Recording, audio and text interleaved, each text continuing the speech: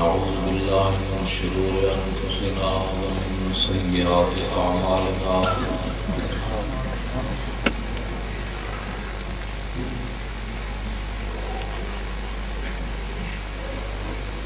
من يهده الله فلا مضل له ومن يضلله فلا هادي له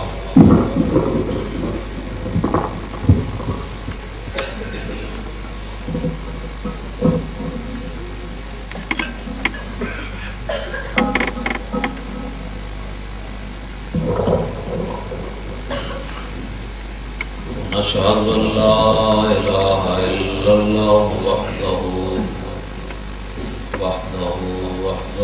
لا شريك له ونشهد أن سيدنا ونبينا وحبيبنا ومولانا محمدا عبده ورسوله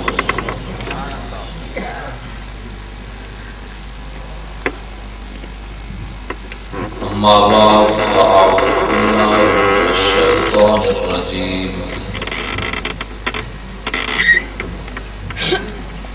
بسم الله الرحمن الرحيم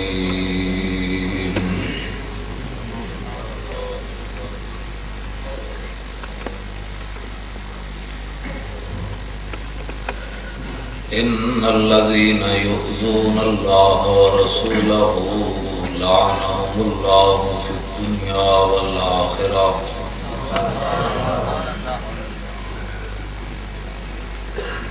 وأعد لهم عذابا مهينا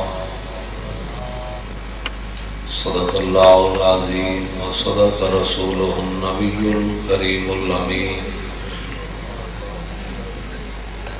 إن الله وملائكته يصلون على النبي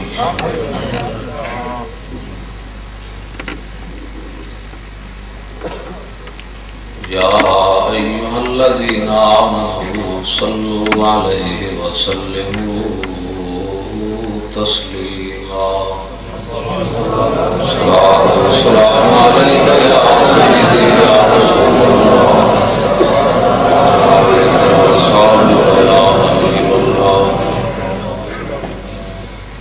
الصلاة والسلام عليك يا سيدي يا رسول الله وعليك وصحبك يا حبيب الله الصلاة والسلام عليك يا سيدي يا رسول الله وعليك وصحبك يا خاتم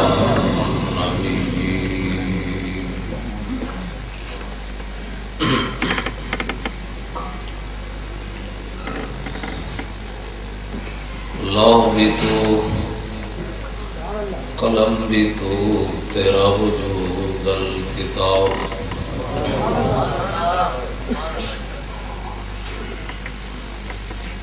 گنبد آب کی نرم تیرے محیط میں ہوا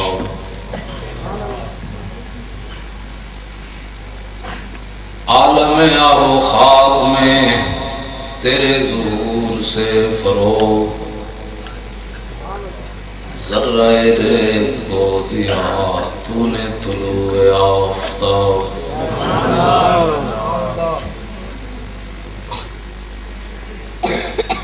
شوکت سنجر و سلیم تیرے جلال کی نمود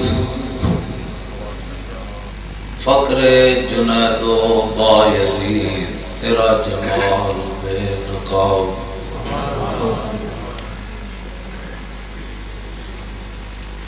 شوق تیرا اگر نہ ہو میری نماز کا امام میرا قیام بھی حجاب میرا سجود بھی حجاب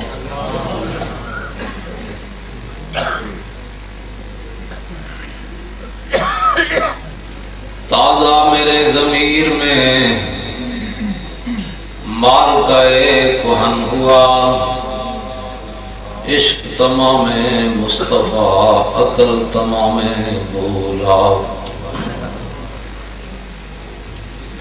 گاہ بہیلا می برد گاہ بزور می کشد عشق کی ابتدا جب عشق کی انتہا جب. گرامی قدر حضرات، میں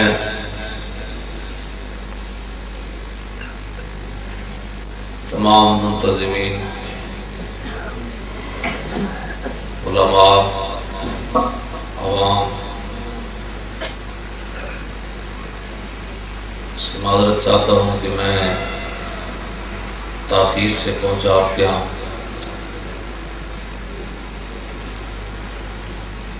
آپ حضرات جو ہے وہ کافی دیر ہو گئی یہاں تشریف فرما ہے. اللہ تعالیٰ آپ کا یہ بیٹھنا قبول فرمائے. آمین.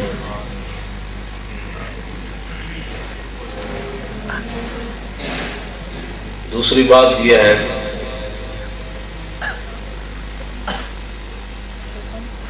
کہ میں خطیب نہیں ہوں، اعظم ہونا تو بڑی دور کی بات ہے. میں خطیب بھی نہیں ہوں، میں ایک ضرب یضرب پڑھانے والا آدمی ہوں. ہمارے یہ نوجوان علماء، انہوں کو کسی نے بتایا کہ استاد صاحب تقریر کرتے ہیں. میں تقریر نہیں کرتا، میں صرف چند باتیں جس طرح میں گفتگو آپ سے کر رہا ہوں اسی انداز میں چند باتیں آپ سے کروں گا. اگر آپ نے کوئی خطیب سننا ہے تو اس کے لیے ایک نیا جلسہ رکھیں، کسی بڑے خطیب کو بلائیں تاکہ وہ آپ کو اچھی طرح تقریر سنائے. مجھ سے آپ کھڑے ہو کر صرف سن سکتے ہیں، میں آپ کو سنا سکتا ہوں کہ جناب یہ نستعینو اصل میں نستعینو تھا، پھر کس قانون کے مطابق یہ نستعینو بنے. وللضالین اصل میں ضالین تھا، اور وہ کون سا قانون لگایا کہ ضالین بن گئے. اور متقین اصل میں متقین تھا، پھر کس قانون کے تحت یہ متقین بنے. ہم یوقنون اصل میں یشکنون تھا، تو یا واو سے کیسے بدل گئی. یہ چیزیں مجھے آتی ہیں تو میں پڑھاتے یہی رہا ہوں. رہ گیا تقریر، وہ تو خطیبوں کا کام ہے. اب جناب مسئلہ یہ ہے کہ حضرت خالد بن ولید رضی اللہ تعالیٰ عنہ رومیوں کے ساتھ جنگ کرنے کے لیے جا رہے ہیں.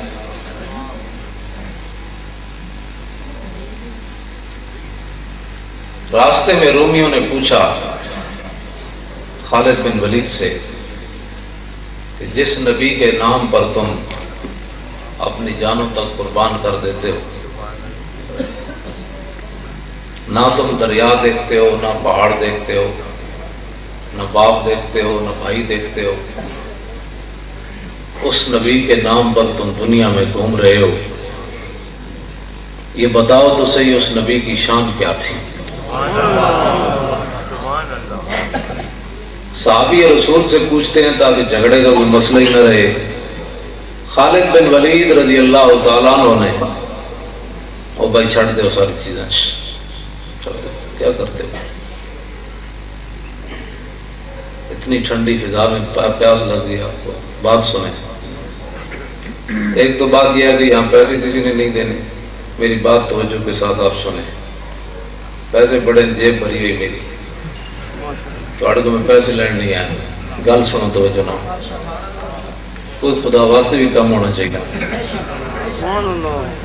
حضور دی امت نو حضور دی محبت سکھا دو کہ اپنی نسلوں نو بچا لو، بد عقیدگی کولوں، برائی کولوں. تے اے محبت حضور دی محبت سینے چ لے کے قبر چلے جان. اعلیٰ حضرت فرماتے ہیں لحد میں عشق رخ شاہ کا داغ لے کے چلے اور اندھیری رات سنی تھی چراغ لے کے چلے. یہ چراغ اگر آپ کے سینے میں روشن ہو گیا، میری بات کسی کو سمجھ میں آ گئی، اور اس نے پھر ساری زندگی اپنے منہ کو تالا لگا لیا، اس نے اپنے آقا و مولا کے خلاف کبھی زبان نہ کھولی، تو میری تقریر کی قیمت پڑ جائے گی. نعرہ تکبیر، نعرہ رسالت، نعرہ رسالت، نعرہ حیدری، غلام ہے غلام ہے غلام یہ رسول میں جشن عید میلاد النبی. بہت ہی بے ادبی کا دورہ ہے. جس آدمی کا کوئی کام نہ ہو، بسم اللہ بھی سیدھی نہ آتی ہو، کلمہ شریف بھی پڑھنا نہ آتا ہو، وہ بھی چند آدمی بیٹھ کر حضور کے علم پر بات کرتے ہیں، حضور کے اختیارات پر بات کرتے ہیں، حضور کے تصرفات پر بات کرتے ہیں. ان کو پتہ نہیں ہے کہ کتنی نازک بارگاہ ہے یہ. عزت بخاری کہتا ہے کہ ادب کا ہے زیر آسماں از عرش نازک تر، کہ آسمان کے نیچے سب سے نازک بارگاہ رسول اللہ کی ذات ہے. اور نفس گم کر دمی آیت جنید و با یزیدی جا. عزت بخاری نے بہت نیچے آ کر بات کی ہے. اصل شعر یہ ہونا چاہیے تھا کہ نفس گم کر دمی آیت ابو بکر و عمر ہی جا. جنید و با یزید تو بہت باپ کے لوگ ہیں. ابو بکر و عمر بھی بارگاہ رسالت میں سانس گم کر کے بیٹھتے تھے کہ کہیں سانس بھی اونچا ہو گیا تو اعمال برباد نہ ہو جائیں.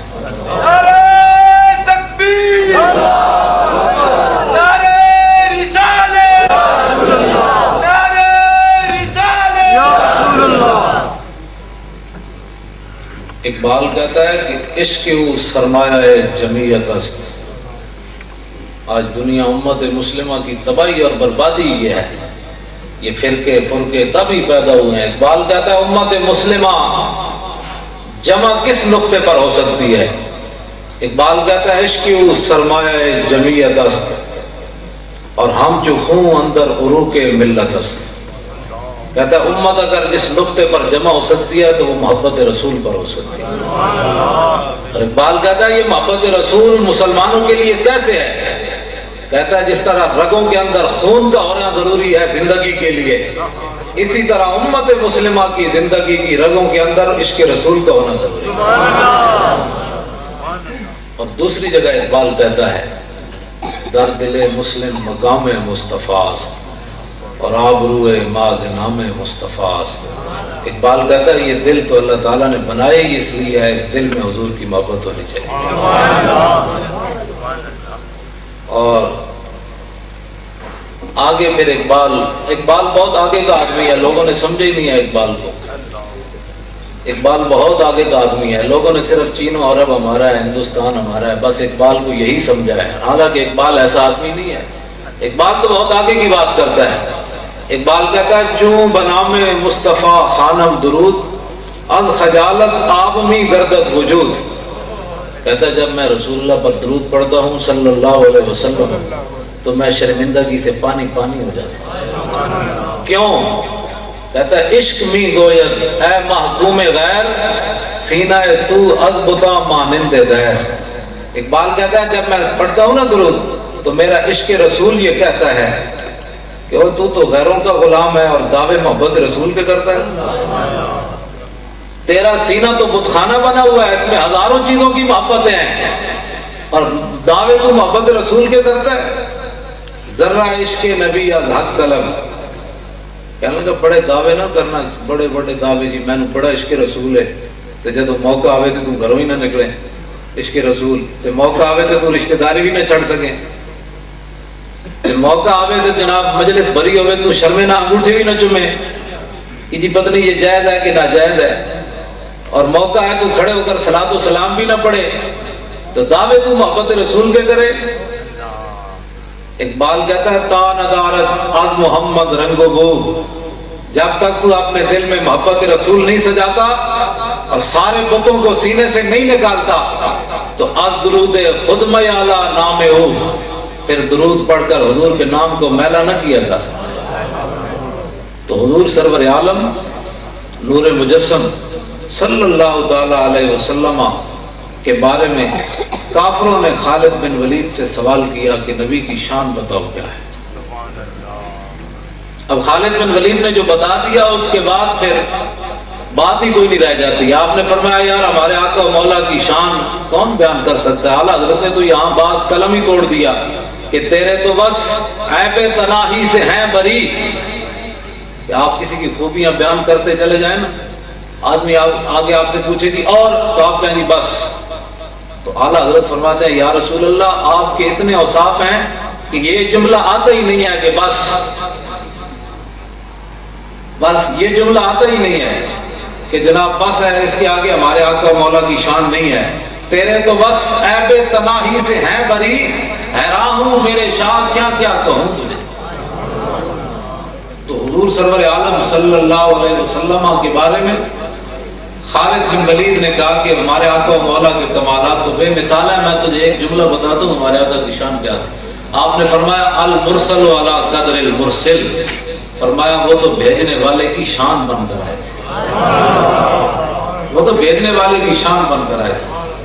اب اس کے بعد جب وہ بھیجنے والے کی شان تھے تو پھر سورج کا واپس پلٹنا کوئی بات نہیں، کیونکہ وہ بھیجنے والے کی شان بن کر آئے تھے۔ چاند کے 2 ٹکڑے کر دینا یہ کوئی مسئلہ نہیں، کیونکہ وہ بھیجنے والے کی شان بن کر آئے تھے۔ کنکریاں آج تو نبی کے بارے میں غیب نہیں نہ مانتے، کلمہ پڑھ کے بھی مولانا روم فرماتے ہیں ابو جہل آیا اور کنکریاں ہاتھ میں بند کر کے آیا، وہ کہنے لگا در رسولی چیز در دستم نے ہاں کیوں خبرداری دے راز آسمان، کہا جی آپ آسمانوں کی باتیں کرتے ہیں ان کا تو ہمیں پتہ نہیں ہے، یہ بتائیں کہ میرے ہاتھ میں کیا ہے۔ سبحان اللہ۔ تو اس امت کا فرعون بھی کم از کم یہ اعتقاد ضرور رکھتا تھا کہ جو نبی ہوتا ہے وہ غیب جانتا ہے، اور اس امت کا رئیس المنافقین جس کے بارے میں قرآن کی نصوص قطعیہ نازل ہوئی اس کا بھی یہ اعتقاد تھا، عبداللہ ابن ابی، بخاری شریف کے اندر موجود ہے، مشکات شریف کے اندر موجود ہے۔ اس نے بھی مرنے سے پہلے اپنے بیٹے حضرت عبداللہ مخلص مسلمان اس کو کہا کہ جب میں مر جاؤں نا جا کر حضور کی بارگاہ میں جانا اور میرے کفن کے لیے حضور کی قمیص لانا۔ عبداللہ ابن ابی یعنی وہ منافقوں کا سردار ہے، لیکن پھر بھی اس کا اعتقاد ہے کہ نبی کی شان تو براؤ برا ہے، نبی کے اختیارات تو براؤ برا ہے، نبی کے جسم سے جو کپڑا لگا ہے وہ مجھے نفع دے گا، اور کلمہ پڑھ کے جو کہے نبی نہیں نفع دیتا تو اس سے کم از کم عبداللہ ابن ابی تو آگے کا آدمی ہے، وہ کہتا ہے کہ مجھے نبی کے کپڑے میں کفن دینا ہے، اور یہ کلمہ پڑھ کے کہتا ہے نبی نہیں نفع دیتا۔ تو پھر یہ دیکھیں یہ کس لائن میں کھڑا ہے، اس کو سوچنا چاہیے۔ امام الانبیاء اگرچہ حضور علیہ السلام نے ایک قمیص نہیں دی، 2 دی، بلکہ اس کو قبر سے نکال کر اس کے منہ میں لابدان بھی حضور نے ڈالا۔ سبحان اللہ، یہ خلق عظیم ہے۔ تیری ہر ادا پہ جاں فدا، مجھے ہر ادا نے مزہ دیا، کوئی تجھ سا ہوا ہے نہ ہوگا شہاد، تیرے خالق کے حسن و ادا کی قسم۔ نعرہ تکبیر، نعرہ رسالت، جشن عید میلاد النبی، نعوان مصطفیٰ۔ حضرت عمر رضی اللہ تعالیٰ عنہ سے قابو نہیں ہوا، یعنی قابو ان سے نہیں ہوا، وہ عرض کی حضور آپ کس کا جنازہ پڑھانے لگے ہیں، یہ کون آدمی ہے، آپ پتہ ہے کس کا جنازہ پڑھانے لگے؟ حضور نے مسکرا کے فرمایا مجھے پتہ ہے میں جس کا جنازہ پڑھانے لگا۔ نگاہ عمر، یہ امتی اور نبی کی نگاہ کا فرق ہے۔ حضرت عمر اس کو دیکھ رہے تھے اور میرے آقا و مولا اس کے 1000 ساتھیوں کو دیکھ رہے تھے۔ اس کے 1000 ساتھی، انہوں نے سوچا یار یہ ہمارا جو سرغنہ ہے گرو، یہ مرنے کے بعد اگر نبی کے کرتے کا محتاج ہے تو ہمیں اس نے غلط راستے پر لگائے رکھا، اگر مرنے کے بعد ہی اس نبی کا ہم نے محتاج ہونا ہے تو زندگی میں کیوں نہ غلام بن جائے۔ تو 1000 منافقوں نے دل سے حضور کو مان لیا، شفیع و حاکم و مختار مان ان کو دنیا میں، شفیع و حاکم و مختار مان ان کو دنیا میں، قیامت میں یہ سب کچھ دیکھ کر مانا تو کیا مانا؟ خدا کے نور کو خود سا بشر مانا تو کیا مانا؟ پھر انہیں خاک مانا، خاک مانا تو پھر کیا مانا؟ وہ جانے خبر ہے، لوگ کہتے ہیں نبی کو فلاں چیز کا علم نہیں ہے، فلاں چیز کا علم نہیں ہے، فلاں چیز کا علم نہیں ہے۔ ایک بات کہتا ہے صدیق اکبر سے ایک سوال ہوا بڑا مشکل، اور ہونا بھی صدیق اکبر سے یہ سوال چاہیے تھا اور کسی سے ہونا بھی نہیں چاہیے تھا۔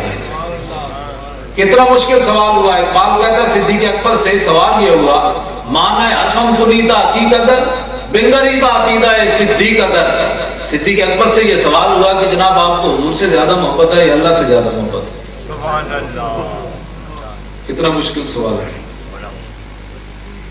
اور صدیق اکبر، میں عوامی ترجمہ نہیں کروں گا، ترجمہ شعر کا اور بنتا ہے، میں جو ہے نا وہ ایک عام سا ترجمہ کروں گا۔ اقبال کا جو صحیح شعر ہے وہ آپ کا ذہن متحمل نہیں ہے اس کا، میں صرف سادہ سا ترجمہ کروں گا جو آپ کے ذہن کے مطابق ہے۔ اقبال کہتا ہے قوت قلب و جگر گردد نبی، صدیق اکبر نے یہ جواب دیا، اور حد خدا محبوب تر گردد نبی۔ اقبال کہتا ہے صدیق اکبر نے آپ کے ذہن کے مطابق اس کا معنی یہ ہے کہ صدیق اکبر نے کہا کہ میں حضور کے واسطے سے رب تک پہنچا ہوں۔ لوگ پتہ نہیں کس توحید کی باتیں کرتے ہیں۔ اقبال کہتا ہے ہو نہ یہ نام تو کلیوں کا تبسم بھی نہ ہو، اور چمن دار میں بلبل کا ترنم بھی نہ ہو، یہ نہ ساقی ہو تو پھر میں بھی نہ ہو، خم بھی نہ ہو، اور بزم توحید بھی دنیا میں نہ ہو، تم بھی نہ ہو۔ اقبال کہتا ہے یہ رسول اللہ اگر نہ ہو صلی اللہ علیہ وسلم تو توحید کا بھی کوئی نہیں، یہ حضور کے واسطے سے یہ ہے سارا کچھ۔ اور اقبال کہتا ہے یہ کوئی آسمان کھڑا ہے، ہمارے کرتوت تو یہ ہے کہ ایک سیکنڈ میں نیچے آ جائے۔ اقبال کہتا ہے یہ کسی کے جناب تبلیغوں سے اور کسی کے سجدے رگڑنے سے، سر رگڑنے سے یہ نہیں کھڑا، خیمہ اخلاق کا استادہ اسی نام سے ہے، اور نبض ہستی تپشا مادہ اسی نام سے ہے۔ یہ جو دنیا میں چہل پہل ہے، رونق ہے، یہ رسول اللہ کے نام سے ہی ہے سارا کچھ۔ اور پھر اقبال قربان جائیں تجھ پر، لوگ کہتے ہیں یہ حاضر و ناظر یہ مولویوں کے جھگڑے ہیں۔ اقبال تو بتا کہ یہ مولویوں کے جھگڑے ہیں، تو جناب ادھر میں خانہ یورپ خانہ یورپ چشیدم بجانے من کے درد سر خریدم۔ اقبال کہتا ہے میں بھی اتوں میپ پین گئے سی یورپ کی، علم سے کٹ گئے سی، لیکن بجانے من کے درد سر خریدم۔ اقبال کہتا خدا دی قسم ہے میں تو سر درد خرید کے آیا ہوں۔ نشستم بالکو یا میں فرنگی ارا ہزار روزے کے بے سود تر ندیدم۔ لوگ جدید بدلی کیا کرتے ہیں۔ اقبال کہتا ہے ادھر آؤ میں سب لڑا کے آیا، تھی نہ جانا اسے سب لڑا، کہنے نہیں اسی بھی جانا ہے سب لڑا یورپ پڑھن واسطے۔ اقبال کہتا ہے مینو نہ کوئی کی ملیا، جتنی دیر میں فرنگیاں نال بیٹھا میری زندگی کا بدترین وقت گزریا۔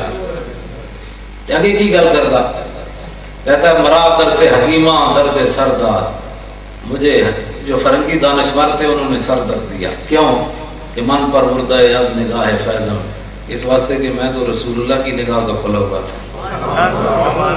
اور پھر آخر میں اقبال حضور کے دربار میں کیا کہتا ہے، فقیرم ہر کے خواہم مستو خواہم، حضور میں آپ کے در کا فقیر ہوں، جو بھی مانگوں گا آپ سے مانگوں گا۔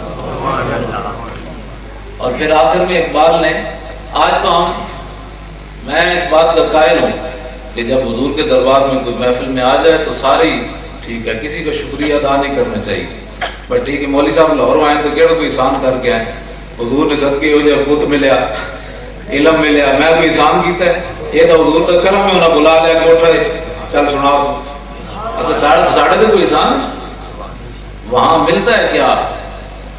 نبی علیہ السلام آرام فرمایا اس طرح حضرت زبیر بن عوام پکھا اس طرح جول رہے ہیں۔ کافی دیر کے بعد حضور علیہ السلام نے جب آنکھیں کھولی تو فرمایا کتنی دیر ہوگی تجھے مجھے پکھا جو ہے جول رہے؟ عرض کی حضور کافی دیر ہوگی۔ تو حضور نے کیا فرمایا؟ فرمایا ھذا جبریل یقرئک السلام، فرمایا یہ جبریل کھڑا ہے تجھے سلام پیش کر رہا ہے۔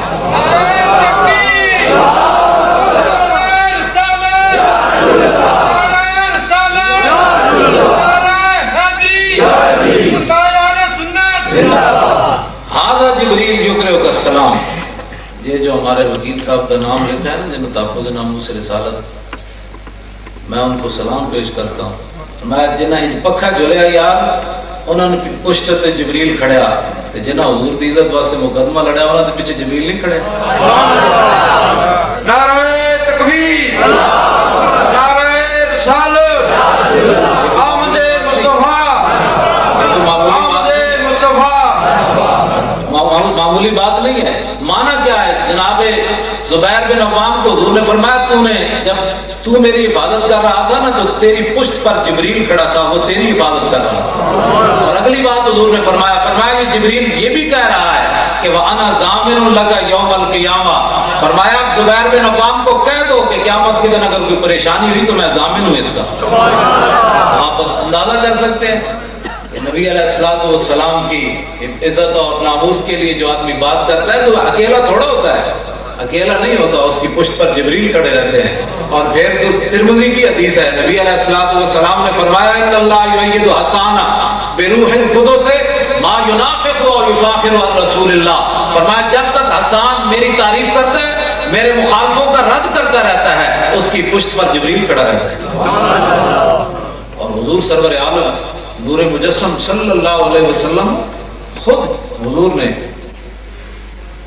3 صحابہ جب کافروں نے حضور کے خلاف شعر کہے اور ان کے بکواسات جب حد سے بڑھ گئے تو حضور نے مسجد نبوی شریف کے اندر ابن عساکر نے اس روایت کو نقل کیا ہے کہ حضور علیہ السلام نے 3 درباری شاعروں کو بلایا. درباری شاعروں کو بلایا. ساڑھے نات تھانہ نے بھی انت پائی ہوئی، انہوں نے بھی چاہیے بھائی بندے ہوں پڑھنی چاہیے نات بالکل ادب تے احترام نہ لوگوں نے چاہنا نہیں چاہیے بھائی آرام نال بیٹھو. آرام نہیں آتا جس سے دل چ کوئی آئے گی سبحان اللہ کہہ دے بےزتی کر کے لوگوں کو کہنا سبحان اللہ تم ہی کیا ہوئے، دائیں والے تم ہی کیا ہوئے، پیچھے والے تھی کیا دل لا کے تو کیا ضرورت ہے ان باتوں. اگر کسی کے دل میں محبت آئے گی تو وہ سبحان اللہ کہہ دے گا. سبحان اللہ کہلوایا تھوڑا جاتا ہے، دل سے جو بات نکلتی ہے اثر رکھتی ہے، پر نہیں مگر طاقت پرواز رکھتی ہے. لوگوں کی حضور کی امت کی بےزتی کرتا کہ سبحان اللہ کہلوانا ہو تو ستے ہو جاگتے ہو، بھائی ستے جاگتے ہو تو اس کی گالیں بھی نہیں کرتا کہ اگلے جاگن کیوں سو گئے اگلے. ساڑی اپنی سستیاں انہیں سستیاں نے دور کرنا چاہیے، رسمی طور سے کام نہیں ہونا چاہیے. پھر وہ اقبال کہتا ہے نگاہ عشق و دل زندہ کی تلاش ہے. اقبال کہتا ہے نگاہ عشق و دل زندہ کی تلاش ہے، شکار مردہ سدا مارے شہباز نہیں. اقبال کہتا ہے جہاں دل مردہ ہوئے اس کے دل میں عشق رسول کدی آ ہی نہیں سکتا. ہاں اد غلام لذت امام جو گھر چ باشد حافظ غلام جو. اقبال کہتا ہے جڑے غلام ہون انہاں کول ایمان کی خوشبو ہی نہیں آ سکتی، وہاں میں آپ سے قرآن ہی کیوں نہ. اس واسطے نگاہ عشق جو ہے وہ دل زندہ. اقبال کہتا ہے دنیا میں شاہین مرا ہوا پرندہ نہیں کھاتا تو جس کا دل مرا ہوا اس دل کے اندر عشق رسول کیسے آ سکتا ہے. نگاہ عشق کو دل زندہ کی تلاش. اس واسطے ایسی نعتیں پڑھنی چاہیے کہ جس کے اندر تعظیم رسول موجود ہو، اور ایسی ایسی جناب و اعلیٰ حضرت امام اہل سنت کا کلام ہے. اور پھر ایسی نعت میں لب کے لے آواں کتوں سونا تیرے نال دل. ہمیں تلاش کرنے کی ضرورت ہی کوئی نہیں، کمال ہوگی ایسا کتوں لبڑا ہے. ہمیں کسی کو تلاش کرنے کی نہیں ضرورت. حسان بن ثابت سے پوچھو کہ آپ نے تلاش کیا؟ واحسن من کا لم ترکت تو ہے نہیں، واجمل من کا لم تلد النساء. حضور آپ جیسا حسین تو میری آنکھ نے دیکھا ہی کوئی نہیں. یہ نہیں کہ میں جاؤں تلاش کروں، حضور دیکھتی کیسے؟ آپ جیسا حسین تو کسی ماں نے جنا ہی کوئی نہیں. اور خلقت مبررا من کل عیب کانک قد خلقت کما تشاء. میرے آقا اللہ تعالیٰ نے آپ کو ایسے پیدا کیا جس طرح آپ خود چاہتے تھے. حسان یہ بتائیں کہ زمانہ ماضی میں بھی حضور کی کوئی مثل ہوا یا قیامت تک کوئی ہوگا؟ تو حسان بن ثابت نے سرکار کے سامنے کھڑے ہو کر شعر پڑھا، وما فقد الماضون مثل محمد وما مثلہ یوم القیامت یفتد. یا رسول اللہ زمانہ ماضی میں بھی آپ کی کوئی مثل نہیں ہوا اور قیامت تک پیدا کوئی نہیں ہوگا.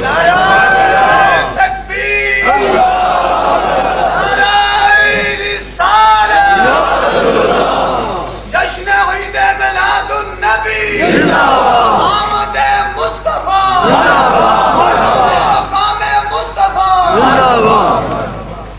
اور حضرت حسان بن ثابت نے، لوگ کہتے ہیں کہ ہمارے پاس فلاں چیز ہے فلاں چیز ہے فلاں چیز ہے، حسان قربان جائے آپ کا. اس لیے حافظ مظہر الدین صاحب فرماتے ہیں اے مظہر ہم بھی سنیں گے کوئی نعت رنگی، اے مظہر ہم بھی سنیں گے کوئی نعت رنگی. گھر ملاقات ہو گئی شاعر دربار کے ساتھ. حافظ بدر الدین صاحب کہتے ہیں ہم بھی قیامت کے دن حضرت حسان کو تلاش کریں گے کہ جناب آج تو جناب یوسف اور جناب موسیٰ اور جناب ہارون جناب ادریس موجود ہیں، ان کے سامنے ذرا وہ پڑھیں محسن من کا لم ترکت تو ہے نہیں۔ حافظ بدر الدین صاحب کہتے ہیں ہم بھی سنیں گے اے مظہر کوئی نعت رنگی گھر ملاقات ہو گئی شاعر دربار کے ساتھ۔ یہ تو طیبہ کی محبت کا اثر ہے۔ لوگ ایسی پاگلوں والی باتیں کرتے ہیں۔ حافظ بدر الدین صاحب کہتے ہیں یہ تو طیبہ کی محبت کا اثر ہے، ورنہ کون روتا ہے لپٹ کر در و دیوار کے ساتھ۔ یہ تو حضور کی نسبت کی بات ہے، تو اس واسطے ہمیں بڑی احتیاط کی ضرورت ہے۔ حضرت حسان بن ثابت نے ہماری نمائندگی کی ہے۔ لوگ کہتے ہیں ہمارے پاس فلاں چیز ہے فلاں چیز ہے، اس زمانے میں بھی لوگ صحابہ کو کہتے تھے تمہارے پاس کیا ہے تمہارے پاس کیا ہے، تو حضرت حسان نے کھڑے ہو کر ساری دنیا کو بتایا بتاؤں تمہارے پاس کیا ہے، یکفی بنا علی من غیرنا حب النبی محمد ایانا، ساری دنیا پر ہمیں یہی فضیلت کافی ہے کہ ہمارے دلوں میں عشق رسول موجود ہے۔